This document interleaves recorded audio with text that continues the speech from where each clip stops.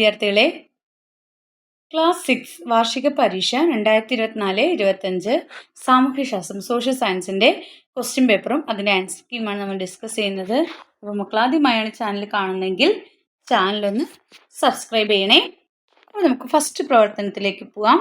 First പ്രവർത്തനം 1 നോക്കൂ. ഒരു പിക്ചർ തന്നിട്ടുണ്ട്, ചിത്രം നിരീക്ഷിക്കൂ. വൈദ്യുതിയുടെ ഉപഭോഗം കുറയ്ക്കുന്നതിനായി വിദ്യാലയം സ്വീകരിച്ചിരിക്കുന്ന മാർഗമെന്ത്? അതാ ഇവിടെ ഇട്ടിട്ടുണ്ടല്ലേ, അവർ എഴുതിയിട്ടുണ്ട്. എന്താണ്? സൗരോർജ പാനൽ വെച്ചിട്ടുണ്ട് അല്ലേ. അപ്പോൾ അവർ ഉപയോഗിച്ചിരിക്കുന്ന മാർഗം എന്ന് പറഞ്ഞത് എന്താണ്? സോളാർ എനർജി, അതായത് സൗരോർജം അല്ലേ. സൗരോർജം, സോളാർ എനർജിയാണ് അവർ യൂസ് ചെയ്തിരിക്കുന്നത്. സൗരോർജം അല്ലെങ്കിൽ സോളാർ എനർജി. ഇനി സുസ്ഥിര വികസനത്തിനായി വീട്ടിലും വിദ്യാലയത്തിലും ചെയ്യാൻ സാധിക്കുന്ന കാര്യങ്ങൾ എന്തെല്ലാം? എന്തൊക്കെ കാര്യങ്ങൾ ചെയ്യാമെന്നാണ് ചോദിച്ചിരിക്കുന്നത്. എന്തൊക്കെ ചെയ്യാം? നമ്മളുടെ എന്താണ്, പാരമ്പര്യേതര ഊർജ സ്രോതസ്സുകൾ ഉപയോഗിക്കുക അല്ലേ. അതുപോലെ എന്താണ്, റിന്യൂവബിൾ ആയിട്ടുള്ള എനർജി സോഴ്സസ് ഉപയോഗിക്കുക. അതാണ് പാരമ്പര്യേതര ഊർജ സ്രോതസ്സുകളുടെ ഉപയോഗം. പിന്നെ എന്താണ്, നമ്മളുടെ അടുക്കളയിലെ ഉപയോഗിക്കുന്ന വാട്ടർ അല്ലേ, കിച്ചണിലൊക്കെ ഉപയോഗിക്കുന്ന വാട്ടർ, ജലം എന്താണ്, ചെടി നനയ്ക്കാനും മഴവെള്ള സംഭരണി തുടങ്ങിയവ ഉണ്ടാക്കാനും, പിന്നെ എന്താണ്, മരങ്ങൾ വച്ചൊക്കെ പിടിപ്പിക്കാൻ വേണ്ടി ട്രീ പ്ലാന്റേഷൻ നടത്താനൊക്കെ വേണ്ടിയിട്ട് നമുക്ക് അതൊക്കെ ചെയ്തു കഴിഞ്ഞാൽ എന്ത് ചെയ്യും? സുസ്ഥിര വികസനമാവും അല്ലേ. അപ്പം നമ്മൾ സുസ്ഥിര വികസനത്തിനായി വീട്ടിലും വിദ്യാലയത്തിലും ചെയ്യുന്ന ഒന്ന് എന്താണ്? റിന്യൂവബിൾ ആയിട്ടുള്ള എനർജി സോഴ്സുകൾ. നോൺ റിന്യൂവബിൾ ആയിട്ടുള്ളതല്ല, റിന്യൂവബിൾ ആയിട്ടുള്ളത് അല്ലേ. പാരമ്പര്യേതര ഊർജ സ്രോതസ്സുകളുടെ ഉപയോഗം. പിന്നെന്താണ്, നമ്മുടെ അടുക്കളയിലും കിച്ചണിലൊക്കെ ഉപയോഗിക്കുന്ന വാട്ടറൊക്കെ ചെടി നനയ്ക്കാൻ വേണ്ടിയിട്ട് ഉപയോഗിക്കുക. പിന്നെ എന്താണ്, മഴവെള്ള സംഭരണികൾ അല്ലേ, വാട്ടർ കൺസേർവ് ചെയ്യാൻ വേണ്ടിയിട്ടുള്ള തരത്തിലുള്ള സാധനങ്ങൾ ഉപയോഗിക്കാം. റെയിൻ വാട്ടർ കൺസർവേഷന് വേണ്ടിയിട്ടുള്ള അല്ലേ, മഴവെള്ള സംഭരണി പോലെയുള്ളവ വയ്ക്കുക. പിന്നെന്താണ്, മരങ്ങളൊക്കെ വച്ച് പിടിപ്പിക്കുക. ട്രീ ഇങ്ങനെ പ്ലാന്റേഷനൊക്കെ ചെയ്യുക. ഇതാണ് ഇതിനുത്തരമായിട്ട് എഴുതേണ്ടത്. ഇനി പ്രവർത്തനം 2 നോക്കൂ. ഇച്ചച്ചം എന്തു ചെയ്താലേലോ ഒരു മിന്തു ചത്തു പോയാലേലോ, ചത്ത മീനു എന്തു ചെയ്തലേല ഒരു പരുന്തു റാഞ്ചി പോയലേല. കേരളത്തിലെ ഗോത്രവിഭാഗമായ മലവേടരുടെ ഒരു പ്രകൃതി ഗീതം വായിച്ചല്ലോ. അപ്പൊ ഗോത്ര സമൂഹങ്ങൾ ഒരുമിച്ച് താമസിക്കുന്ന സ്ഥലത്തെ വിളിക്കുന്ന പേരെന്ത് എന്നാണ് ചോദിച്ചിരിക്കുന്നത്. എന്താണ്? ഗോത്ര സമൂഹങ്ങൾ ഒരുമിച്ച് താമസിക്കുന്ന സ്ഥലത്തെ വിളിക്കുന്ന പേരെന്താണ്? ഊര് അല്ലേ, ഊര് എന്നാണ് വിളിക്കുന്നത്. ഗോത്ര സമൂഹങ്ങൾ ഒരുമിച്ച് താമസിക്കുന്നവരെ വിളിക്കുന്ന പേരെന്താണ്? ഊര് എന്നാണ്.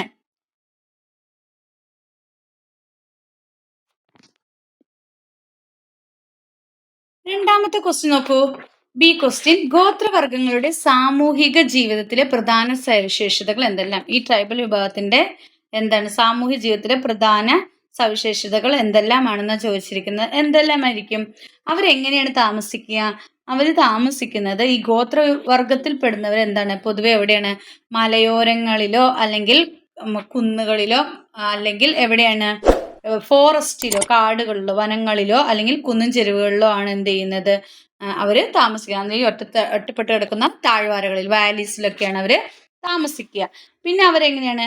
അവര് ഒരു സ്ഥലത്ത് എന്താണ്, കൂട്ടമായിട്ട് ഒരു ഗോത്ര വിഭാഗം അല്ലെങ്കിൽ ഗോത്ര സമൂഹം എന്താണ്, ഒരുമിച്ചാണ് താമസിക്കുക. പിന്നെ മറ്റു സമൂഹങ്ങളിൽ നിന്ന് വേറിട്ട ലൈഫ് സ്റ്റൈലാണ് അല്ലേ, മറ്റുള്ള സാധാ ജനങ്ങളിൽ നിന്ന് വേറിട്ടിട്ടുള്ള ലൈഫ് സ്റ്റൈൽ, ജീവിത രീതിയാണ് അവരുടേത്. പിന്നെ അവര് ഫോറസ്റ്റിലെ റിസോഴ്സസ് ഒക്കെ ഉൾപ്പെടുത്തി അല്ലേ, ഫോറസ്റ്റ് റിസോഴ്സസ് ഒക്കെ ഉൾപ്പെടുത്തിയാണ് അവരുടെ വനവിഭവങ്ങളൊക്കെ ശേഖരിച്ചിട്ടാണ് അവർ ജീവിക്കുക. പിന്നെ അവർ മെയിനായിട്ട് അവർക്ക് കൃഷിയാണുള്ളത്, അഗ്രികൾച്ചർ ആണുള്ളത്. പിന്നെ അവർക്ക് അവരുടേതായ ലാംഗ്വേജ് ഉണ്ടാവും. അപ്പോൾ ഇതിൽ ഏതെങ്കിലും 2 എഴുതി. അവരുടേതായ ലാംഗ്വേജ് ഉണ്ടാവും. പിന്നെ എന്താണ്, അവർ ഫോറസ്റ്റിൻ്റെ ഉള്ളിലൊക്കെ ആയിരിക്കും എന്ത് ചെയ്യുന്നുണ്ടാവുക, ജീവിക്കുന്നുണ്ടാവുക. പിന്നെ എന്താണ്, അവർക്ക് അവരുടെ എന്താണ് നമ്മുടെ ഫോറസ്റ്റ് റിസോഴ്സ് ഒക്കെ യൂസ് ചെയ്തിട്ടായിരിക്കും അവർ ജീവിക്കുന്നുണ്ടാവുക. പിന്നെ അവരുടെ കൃഷി, അവരുടെ മെയിൻ ഓക്യുപ്പേഷൻ എന്ന് പറഞ്ഞാൽ എന്തായിരിക്കും? അഗ്രികൾച്ചർ ആയിരിക്കും. അപ്പോൾ അതൊക്കെ എഴുതുക. ഇനി സി ക്വസ്റ്റ്യൻ പറഞ്ഞിരിക്കുന്നത്, ഗോത്ര സമൂഹത്തിലെ എന്തെല്ലാം കാര്യങ്ങളിൽ തീരുമാനമെടുക്കുന്നതിനാണ് മൂപ്പൻ ഉൾപ്പെടെയുള്ള മുതിർന്ന സമിതിക്ക് പരമാധികാരമുള്ളത്? അപ്പോൾ ഒരു ഗോത്ര സമൂഹത്തിന് ഒരു മൂപ്പൻ ഉണ്ടാവും. അവരുൾപ്പെടുന്ന മുതിർന്ന സമിതിക്ക് എന്തിലൊക്കെയാണ് എന്താണ് തീരുമാനമെടുക്കാനുള്ള അധികാരമുള്ളത്? വിവാഹത്തിനുണ്ട്. പിന്നെ എന്താണ്, വിവാഹ കാര്യങ്ങളിൽ എന്താ അഭിപ്രായം എടുക്കാനുള്ള കാര്യങ്ങളുണ്ട്. പിന്നെ എന്തെങ്കിലും തർക്കങ്ങൾ, ഡിബേറ്റ്സ് ഒക്കെ ഉണ്ടാവുമ്പോൾ അല്ലേ, അങ്ങോട്ടും ഇങ്ങോട്ടും എന്തെങ്കിലും തർക്കങ്ങളൊക്കെ ഉണ്ടാവുമ്പോൾ, ഡിബേറ്റ്സ് ഒക്കെ ഉണ്ടാവുമ്പോൾ അതിൽ ഒരു ഇത് പറയാനുള്ള അവകാശമുണ്ട്. പിന്നെ എന്താണുള്ളത്, പിന്നെ അവർക്ക് അവരുടേതായ എന്താണ് അനുഷ്ഠാന മുറകളൊക്കെ ഉണ്ടാവും അല്ലേ, അവരുടെ പാരമ്പര്യമായിട്ട് അവർ അനുഷ്ഠിച്ചു പോരുന്ന അനുഷ്ഠാന മുറകൾ, ഉത്സവങ്ങളൊക്കെ ഉണ്ടാവും. അതിലൊക്കെ തീരുമാനം എടുക്കാനുള്ള അധികാരം ഈ മൂപ്പനുൾപ്പെടെയുള്ള മുതിർന്ന സമിതിക്ക് ഉണ്ട്. ഇനി പ്രവർത്തനം 3, ഓരോ രാജ്യവും ഭരണഘടനയിൽ ഉൾപ്പെടുത്തി പൗരന് ഉറപ്പു നൽകുന്ന അവകാശങ്ങളുടെ പട്ടികയാണ് അവകാശ പത്രിക. ഇന്ത്യയുടെ അവകാശ പത്രിക ഏതു പേരിൽ അറിയപ്പെടുന്നു? എന്തെന്നാണ് അറിയപ്പെടുന്നത്? മൗലിക അവകാശങ്ങൾ എന്നാണ് അറിയപ്പെടുന്നത്. ബി ആണ് ശരിയായ ഉത്തരം. സാർവദേശീയ മനുഷ്യാവകാശ പ്രഖ്യാപനത്തിൽ ഉൾക്കൊള്ളിച്ചിട്ടുള്ള അവകാശങ്ങൾ ഉൾപ്പെടുത്തി പട്ടിക പൂർത്തിയാക്കുക. എന്തൊക്കെ അവകാശങ്ങളുണ്ട്? ജീവിക്കാനുള്ള അവകാശമുണ്ട് നമുക്ക്. പിന്നെന്താണ്? സ്വാതന്ത്ര്യത്തിനുള്ള അവകാശമുണ്ട് അല്ലേ, ഫ്രീഡം, റൈറ്റ് ടു ഫ്രീഡം, സ്വാതന്ത്ര്യത്തിനുള്ള അവകാശമുണ്ട്. പിന്നെന്താണ്? നമുക്ക് തൊഴിലവകാശമുണ്ട്, നമുക്ക് ജോലി ചെയ്യാനുള്ള അല്ലേ, തൊഴിലവകാശം, എന്ത് ജോലി ഒരാൾക്ക് ഇഷ്ടപ്പെടുന്ന ജോലി അവർക്ക് ചെയ്യാനുള്ള അവകാശമുണ്ട്. പിന്നെന്താണ്? നമ്മളുടെ സംഘടനാ സ്വാതന്ത്ര്യം, അങ്ങനെയുള്ള ഏതുണ്ടെങ്കിലും എഴുതാനാണ് പറഞ്ഞത്. സംസ്കാരവും ഭാഷയും ഒക്കെ നമ്മുടെ ലിപിയും അല്ലെ, നമ്മുടെ കൾച്ചറും ലാംഗ്വേജും ഒക്കെ സംരക്ഷിക്കാനുള്ള അവകാശം നമുക്ക് ഉണ്ട്. മനുഷ്യാവകാശ സംരക്ഷണത്തിന് വേണ്ടി ദേശീയ തലത്തിൽ രൂപീകരിച്ച കമ്മീഷന്റെ പേരെന്താണ്? ദേശീയ മനുഷ്യാവകാശ കമ്മീഷൻ. എന്താണ്? ദേശീയ മനുഷ്യാവകാശ കമ്മീഷൻ, അതായത് നാഷണൽ ഹ്യൂമൻ റൈറ്റ്സ് കമ്മീഷൻ, മനുഷ്യാവകാശ commission, national human right commission എന്നാണ് അറിയപ്പെടുന്നത്.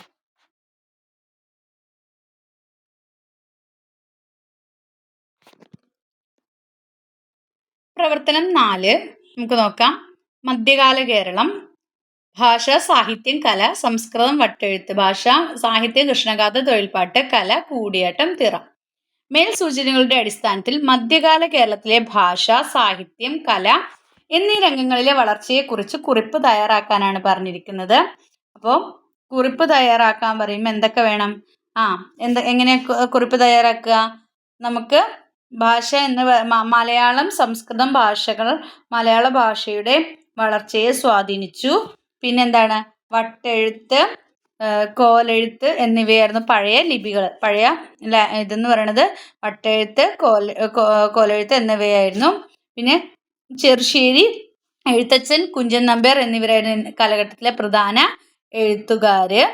പിന്നെന്താണ്? അവരുടെ കൃതികൾ വടക്കൻ പാട്ടുകൾ, തെക്കൻ പാട്ടുകൾ എന്നാണ് അറിയപ്പെട്ടിരുന്നത്. പിന്നെ കൂത്ത്, കൂടിയാട്ടം, കഥകളി, തെയ്യം, തിറ ഇതൊക്കെയായിരുന്നു കാലത്തെ കലകളിൽ പെടുന്നത്.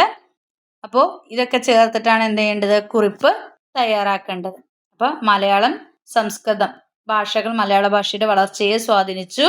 വട്ടെഴുത്ത്, കോലെഴുത്ത് എന്നിവയായിരുന്നു പ്രധാന ലിപികൾ എന്ന് പറയുന്നത്. പിന്നെ ചെറുശ്ശേരി എഴുത്തച്ഛൻ, കുഞ്ചൻ നമ്പ്യാരായിരുന്നു പ്രധാന എഴുത്തുകാര്. പിന്നെ കൃഷ്ണഗാഥ എഴുതിയതൊക്കെ അറിയാലോ. പിന്നെ അവരുടെ കൃതികൾ വടക്കൻ പാട്ടുകൾ, തെക്കൻ പാട്ടുകൾ എന്നറിയപ്പെട്ടിരുന്നു. അവരുടെ കൃതികൾ വടക്കൻ പാട്ടുകൾ, തെക്കൻ പാട്ടുകൾ എന്നറിയപ്പെട്ടിരുന്നു. കൂത്ത്, കൂടിയാട്ടം, കഥകളി, തെയ്യം, തിറ എന്നിവയൊക്കെയായിരുന്നു ആ കാലഘട്ടത്തിലെ പ്രധാന കലകൾ എന്ന് പറയുന്നത്. അപ്പോൾ ഇതെല്ലാം ഉൾക്കൊള്ളിച്ച് ഒരു കുറിപ്പ് തയ്യാറാക്കാനാണ് പറഞ്ഞിരിക്കുന്നത്. ബി ക്വസ്റ്റ്യൻ, തന്നിരിക്കുന്നവയിൽ മധ്യകാലഘട്ടത്തിൽ നിലനിന്നിരുന്ന ക്ഷേത്രകല ഏതായിരുന്നു? കൂത്തായിരുന്നു നിലനിന്നിരുന്ന ക്ഷേത്രകല.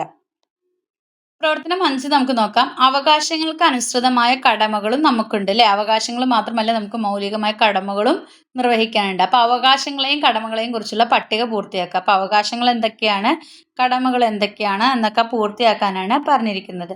സ്വാതന്ത്ര്യം എൻ്റെ അവകാശമാണ്, എൻ്റെ കടമയാണ് ഞാൻ അനുഭവിക്കുന്ന സ്വാതന്ത്ര്യം മറ്റുള്ളവർക്കും നൽകുക എന്നത് എൻ്റെ കടമയാണ്. കുട്ടി എന്ന നിലയിൽ സംരക്ഷണം എൻ്റെ അവകാശമാണ്. കുട്ടി എന്ന നിലയിൽ സംരക്ഷണം നമ്മുടെ അവകാശമാണ്. അപ്പം എന്താണ്? എന്നെ സംരക്ഷിക്കുക എന്നത് എന്താണ്? എന്നെ സംരക്ഷിക്കുക എന്നത് മാതാപിതാക്കളുടെ കടമയാണ്.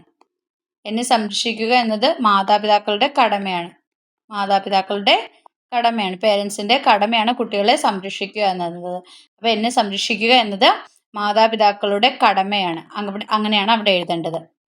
ഇനി ബിയിൽ എന്തായിരിക്കും? അവിടെ കടമ പറഞ്ഞിട്ടുണ്ട്. സ്കൂൾ നിയമങ്ങൾ അനുസരിക്കുക എൻ്റെ കടമയാണ്. സ്കൂൾ നിയമങ്ങൾ അനുസരിക്കുക എൻ്റെ കടമയാണ്. അപ്പോൾ വിദ്യാഭ്യാസം കിട്ടുക എന്ന് പറയുന്നത് അല്ലേ, വിദ്യാഭ്യാസവും പിന്നെ അടിസ്ഥാന സൗകര്യവും എൻ്റെ അവകാശമാണ്. അതാണ് ബിയിൽ വേണ്ടത്. വിദ്യാഭ്യാസവും എഡ്യൂക്കേഷനും ബേസിക് നീഡ്സും അല്ലേ, അടിസ്ഥാന സൗകര്യങ്ങളും വിദ്യാഭ്യാസവും അടിസ്ഥാന സൗകര്യവും എൻ്റെ അവകാശമാണ്. അതാണ് അവകാശത്തിൽ വരുന്നത്. അവകാശമാണ്. ഇനി സിയിൽ എന്തായിരിക്കും? സിയും ഡിയും എന്തായിരിക്കും? നമുക്ക് ഇഷ്ടമുള്ള പോലെ ഏതെങ്കിലും ഒരു അവകാശം എഴുതുക, അതുപോലെ ഒരു കടമ എഴുതുക. ഇനി ബി ക്വസ്റ്റ്യനിൽ തന്നിരിക്കുന്ന വിദ്യാഭ്യാസ അവകാശ നിയമം RT ആക്ട് പാർലമെന്റ് പാസ്സാക്കിയ വർഷം ഏതാണെന്നാണ് ചോദിച്ചിരിക്കുന്നത്. പാസ്സാക്കിയ വർഷം 2009. പ്രവർത്തനം 6. കാർട്ടൂണിലെ സംഭാഷണം ശ്രദ്ധിക്കുക. കൂട്ടുകാരെ, ഞാനാണ് ആൾക്കുരങ്ങ്. ഭൂമധ്യരേഖയിൽ നിന്ന് 10 ഡിഗ്രി തെക്കും 10 ഡിഗ്രി വടക്കും അക്ഷാംശങ്ങൾക്കിടയിലാണ് എൻ്റെ വാസം. ഉത്തരാർദ്ധഗോളത്തിൽ ആർട്ടിക് വൃത്തത്തിന് വടക്ക് ഉത്തരധ്രുവത്തെ ചുറ്റി സ്ഥിതി ചെയ്യുന്ന കാലാവസ്ഥ മേഖലയിലാണ് ധ്രുവക്കരടിയായ ഞാൻ താമസിക്കുന്നത്. അപ്പോൾ ഇവിടെ തന്നിരിക്കുന്നത് ആൾക്കുരങ്ങും ധ്രുവക്കരടിയാണ്. ഈ ജീവികൾ കാണപ്പെടുന്ന കാലാവസ്ഥ മേഖലയുടെ പേര് എഴുതാനാണ് പറഞ്ഞിരിക്കുന്നത്. ആൾക്കുരങ്ങ് കാണുന്നത് എവിടെയാണ്? മധ്യരേഖ കാലാവസ്ഥ മേഖലയിൽ. മധ്യരേഖ കാലാവസ്ഥ മേഖലയിലാണ് കാണുന്നത്. ഹിമക്കരടി കാണുന്നത് തുദ്ര മേഖലയിലാണ്. തുദ്ര മേഖലയിൽ. ഇനി ബി ഏതെങ്കിലും ഒരു കാലാവസ്ഥ മേഖലയിലെ കാലാവസ്ഥ, സസ്യങ്ങൾ എന്നിവയുടെ സവിശേഷതകൾ ഉൾപ്പെടുത്തി കുറിപ്പ് തയ്യാറാക്കുക. ഇതിലേതെങ്കിലും ഒന്നില്ലേ? അപ്പം മധ്യരേഖ കാലാവസ്ഥ മേഖലയാണെങ്കിൽ നമ്മൾ നമുക്ക് അതിൽ തന്നെ എന്തൊക്കെ എഴുതാം? എല്ലാ ദിവസവും മഴ, വർഷം മുഴുവൻ ഉയർന്ന താപം അല്ലേ? എല്ലാ ദിവസവും മഴ, വർഷം മുഴുവൻ ഉയർന്ന താപം, പിന്നെ നിബിഡമായ ഒരുപാട് വനങ്ങൾ, പിന്നെ ഉഷ്ണ മരുഭൂമി, പകൽ താപമായിരിക്കും വളരെ കൂടുതലായിരിക്കും, രാത്രി കുറവായിരിക്കും, മഴ തീരെ കുറവാണ്, കള്ളിമുൾച്ചുടി, അക്കേഷ്യ തുടങ്ങിയവ ഉഷ്ണ മരുഭൂമിയിലുണ്ടാവും. പിന്നെ തുദ്ര മേഖലയിലാണെങ്കിൽ 6 മാസം നീളുന്ന ശൈത്യകാലം, അല്ലെങ്കിൽ സ്ഥിരമായി മഞ്ഞു മൂടിക്കൊടുക്കുന്ന പന്നൽ, പായൽ സസ്യങ്ങളൊക്കെ ഉണ്ടാവും അല്ലേ? അപ്പോൾ ധ്രുവക്കരടിയുള്ള സ്ഥലങ്ങളിലാണ് നമ്മൾ തുദ്ര മേഖല എന്ന് പറയുന്നത്. അപ്പോൾ തുദ്ര മേഖലയിൽ 6 മാസം നല്ല തണുപ്പായിരിക്കും, കോൾഡായിരിക്കും. പിന്നെ സ്ഥിരമായിട്ട് മഞ്ഞ് മൂടിക്കിടക്കുന്നതായിരിക്കും. പിന്നെ പന്നലും പായലും ഒക്കെയാണ് അവിടുത്തെ സസ്യങ്ങൾ എന്ന് പറയുന്നത്. ഇനി മധ്യരേഖ കാലാവസ്ഥയിൽ നമ്മൾ പറയണേ? മധ്യരേഖ കാലാവസ്ഥ മേഖലയിൽ എല്ലാ ദിവസവും മഴയുണ്ടാവും, വർഷം മുഴുവൻ ഉയർന്ന താപമായിരിക്കും, പിന്നെ ഒരുപാട് വനങ്ങൾ, നിബിഡമായ വനങ്ങൾ ഉണ്ടാവും അല്ലേ? ഫോറസ്റ്റുകൾ ഉണ്ടാവും. ഉഷ്ണ മരുഭൂമിയിലാണെങ്കിൽ ഏതെങ്കിലും ഒന്നിൽ എഴുതിയാൽ മതി കേട്ടോ. പകൽ താപം വളരെ കൂടുതലായിരിക്കും, രാത്രി കുറവായിരിക്കും, മഴ തീരെ കുറവായിരിക്കും, പിന്നെ കള്ളിമുൾച്ചെടി, അക്കേഷ്യ തുടങ്ങിയവയാണ് ഉഷ്ണമേഖലയിൽ ഉണ്ടാവുക, ഉഷ്ണമരുഭൂമിയിൽ ഉണ്ടാവുക. ഇതിൽ ഏതെങ്കിലും ഒരു കാലാവസ്ഥ മേഖലയിലെ കാര്യങ്ങൾ ഉൾപ്പെടുത്തി കുറിപ്പ് തയ്യാറാക്കാനാണ് പറഞ്ഞിരിക്കുന്നത്. 7ാമത്തെ പ്രവർത്തനം കേരളത്തിന്റെ ഭൂപ്രകൃതി വൈവിധ്യം കാർഷിക വൈവിധ്യത്തിന് അനുകൂലമാണ്. തന്നിരിക്കുന്നതിന് ശരിയായ പ്രസ്താവനകൾ തിരഞ്ഞെടുത്ത് എഴുതാനാണ് പറഞ്ഞിരിക്കുന്നത്. ഇതിൽ ശരിയായ പ്രസ്താവന മാത്രം എടുത്ത് എഴുതുക. കേരളത്തിലും തമിഴ്നാട്ടിലും ഏതാണ്ട് ഒരേ തരത്തിലുള്ള മണ്ണിനങ്ങളാണ് കാണപ്പെടുന്നത്. അത് ശരിയായ പ്രസ്താവനയാണ്. പിന്നെ രണ്ടാമത്തേത് ഏതാണ്? മഴ ലഭിക്കുന്നതിനാൽ കേരളത്തിൽ പലയിടങ്ങളിലും ജലസേചന സൗകര്യങ്ങളുടെ ആവശ്യകത ഇല്ല അല്ലേ? അത് രണ്ടുമാണ് ശരിയായിട്ടുള്ള പ്രസ്താവനകൾ എന്ന് പറയുന്നത്. ബി കൃഷിക്ക് അനുകൂലമായ സാഹചര്യങ്ങൾ ഉണ്ടായിട്ടും ഭക്ഷ്യവസ്തുക്കൾക്ക് വേണ്ടി കേരളത്തിന് അന്യ സംസ്ഥാനങ്ങളെ ആശ്രയിക്കേണ്ടി വരുന്നു. വിശദീകരിക്കുക. എന്തുകൊണ്ട് വിശദീകരിക്കുക? അപ്പോൾ നമ്മുടെ കേരളത്തിലെ ഭൂവിനിയോഗത്തിൽ വരുന്ന ഒരുപാട് മാറ്റങ്ങൾ അല്ലേ? പണ്ട് കാലത്ത് നമ്മുടെ കേരളത്തിൽ ഉണ്ടായിരുന്നത് ഒരുപാട് സ്ഥലങ്ങളുണ്ടായിരുന്നു. അപ്പോൾ ആ സ്ഥലങ്ങളൊക്കെ ഇപ്പോൾ വലിയ കെട്ടിടങ്ങളൊക്കെ വന്ന്, ഫ്ലാറ്റുകളൊക്കെ വന്നിട്ട് കൃഷി ചെയ്യാനുള്ള സ്ഥലങ്ങൾ നമുക്ക് നഷ്ടപ്പെട്ടു. അപ്പോൾ കൃഷി കുറവായിട്ട് വന്നു അല്ലേ? പിന്നെ നമ്മുടെ ജീവിതശൈലിയിൽ ഒരുപാട് മാറ്റങ്ങൾ ഉണ്ടായി. നമ്മുടെ നിത്യജീവിതത്തിൽ കൃഷി ഒരു പ്രധാന പ്രവർത്തനമായിരുന്നു. പക്ഷേ ഇപ്പം അതല്ല. കൃഷി പലയിടത്തും കുറവാണ് അല്ലേ? അപ്പോൾ കൃഷിക്ക് അനുകൂലമായ സാഹചര്യങ്ങൾ ഉണ്ടായിട്ടും നമ്മൾ അതൊന്നും ചെയ്യുന്നില്ല. അതാണ് മെയിൻ പ്രശ്നം. നമ്മുടെ കൃഷിഭൂമികളൊക്കെ തരിശുഭൂമികളായി കിടന്ന് പിന്നെ അവിടെ ഫ്ലാറ്റുകളൊക്കെ വന്ന് ബിൽഡിങ്ങുകളൊക്കെ കെട്ടിപ്പൊക്കുകയാണ്. പിന്നെ എല്ലാവരും വിവിധ തരം ജോലികളിൽ ഏർപ്പെടാൻ തുടങ്ങി. കൃഷിയായിരുന്നു മെയിൻ എന്ന് പറയുന്നത്. ഇപ്പോൾ കൃഷി ചെയ്യാനുള്ള ഇത് കുറഞ്ഞു തുടങ്ങി. അപ്പോൾ അതുകൊണ്ടൊക്കെയാണ് എന്ത് ചെയ്യുന്നത്? നമ്മൾക്ക് മറ്റുള്ള സംസ്ഥാനങ്ങളെ ആശ്രയിക്കേണ്ടി വരുന്നത്. പ്രവർത്തനം 8 മധ്യകാല ഇന്ത്യയിൽ സംഗീതവും ചിത്രകലയും അഭിവൃദ്ധി പ്രാപിച്ചു. മധ്യകാല ഇന്ത്യയിൽ ചിത്രരചനയ്ക്ക് സ്വീകരിച്ചിരുന്ന ആശയങ്ങൾ എന്തെല്ലാം? രാമായണം, പിന്നെന്തൊക്കെയായിരുന്നു? ബൈബിള്. രാമായണം, പിന്നെന്താണ്? ബൈബിളുണ്ട്. പിന്നെന്തൊക്കെയാണ്? ബൈബിൾ, പിന്നെ ബൈബിള്, കൊട്ടാര ജീവിതം, അങ്ങനെ ബൈബിള്, പിന്നെ